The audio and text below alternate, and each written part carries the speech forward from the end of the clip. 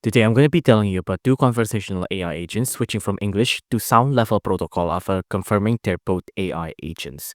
Now, you might see a video circulating around about this kind of topic, right?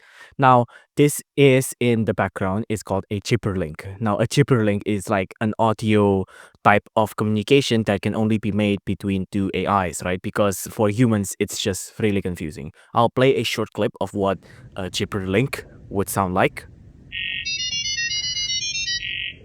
It's just a random couple of beats, right? A couple of beeps, beep, beep, beep, beep, beep, beeps with different intervals, a different time, different timing, different pitch.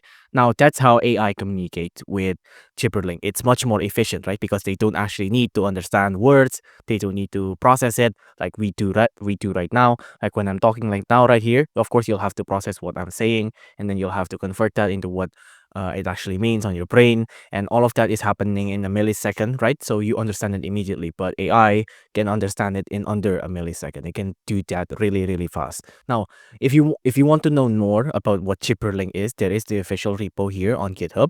It's made by Penny Royalty Chipperlink right here, right?